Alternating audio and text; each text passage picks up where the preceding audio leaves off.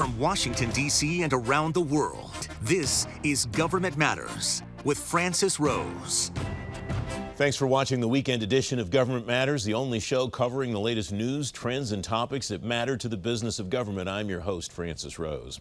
The State Department's new cross-functional task force will look at the department's approach to remote work in the pandemic. It'll help the agency identify next steps for the future of information technology. Stuart McGuigan's the Chief Information Officer at the State Department. Stuart, welcome. Thanks for coming back on the program. What all do you want to get out of this cross-functional task force? What are they examining, and who all's involved? So, like every other agency and many companies, when we went to maximum telework, we really had to scramble to get all the pieces and parts working together. Fortunately, we had a lot of infrastructure in place that enabled us to continue to operate, but we were going hell for leather in getting things done, getting things online. And so when we had a moment, we sat back and said, what do we like about what we've done that extends beyond the pandemic? We did a huge survey, and a little bit to our surprise, found that there were quite a few people who thought they were even more productive teleworking. And the majority of the people were at least as productive or more productive teleworking. We said, all right, there's got to be something in that can help us with productivity. Let's put together a cross-functional group that represents not just technology, but HR and finance and legal and all those different equities, so we could come up with a plan to maintain the very best of the things that we did. I am always leery of self-assessment surveys, though, Stuart, after I learned that 80% of Americans think that they're above average drivers. It's not mathematically possible. How do you measure within your organization objectively productivity to make sure that what people think they're doing, they're actually doing? When we're online, as opposed to sitting in meeting rooms, every bit of what we're doing is actually captured.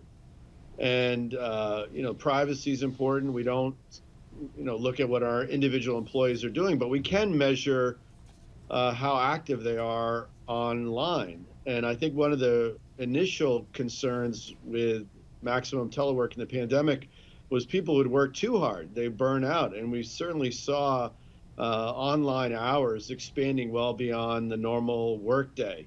And luckily that's leveled out a little bit, but we can just see sheer raw activity numbers are increasing.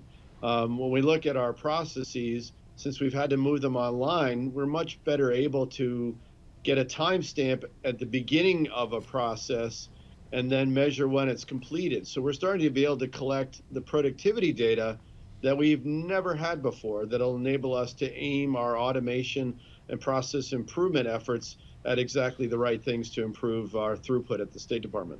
I plugged this conversation at the beginning of this program as a discussion about the biggest remote work environment ever, because you're not just operating remotely from Foggy Bottom, you're operating remotely from 200 and some countries around the world, I believe.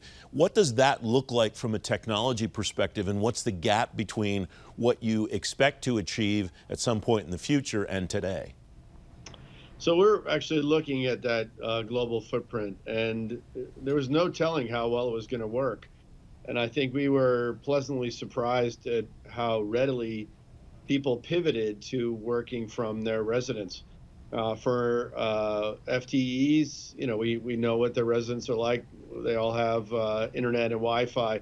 But for many of our foreign nationals, which are really the backbone of the workforce overseas, we weren't really sure how that would work. And while there's always opportunity for improvement, it actually worked pretty well. People worked from their home, got their jobs done, whether in technology or in diplomacy or operations, and it was an amazing thing. You told Jason Miller at the Federal News Network recently that another challenge that you're up against is developing standards or levels of acceptability for a minimally viable product. What's the issue with MVP at State Department? What is it that you're trying to get people to accept culturally, Stuart? So this has been the hardest thing in my career for people to adopt to, but it's critical for Agile. Agile requires you focus on an initial release of software or technology that has only the essential features needed to test out the concept, needed to meet the business demand. And people have trouble giving up on nice to have requirements. So you end up with initial releases that are much more in terms of functionality than you need. And the longer you delay putting something in production, putting something in users' hands, the longer you're delaying getting feedback. And so because this was an existential set of requirements, we had to make applications that had only been available in the office on our networks available through browsers, through people in their homes, securely, safely. And until those applications were made available, people couldn't work. So we didn't have to argue about bells and whistles. We just said, what is the minimum amount of capability that we can securely provide access, do that, and move on to the next one. And we found that our velocity was just incredible. I would put the speed of delivery of my colleagues in IT at the State Department up against any group that I've ever worked with. And that's kind of where I wanted to go to finish. We have about a minute left, Stuart. Is that MVP concept, do you think, harder, easier, or neutral for folks to accept in the State Department and the federal government more broadly compared to the private sector? I think we have our advantage in the State Department because we have a lot of people who are drawn to expeditionary diplomacy, who are innovators, who make things work in very extreme environments. So the idea that you're going to patch things together in order to have something work to execute on our mission, that's not too foreign for us. And for other agencies, they have a very similar circumstance. For people who are used to much more traditional development processes and working in Washington, where we have the infrastructure we want at our fingertips, might be a little bit more of a challenge. But I like to think that it's actually compatible with the culture of the State Department long term. Stuart McGuigan, thank you very much for joining me. It's great to see you again. My pleasure.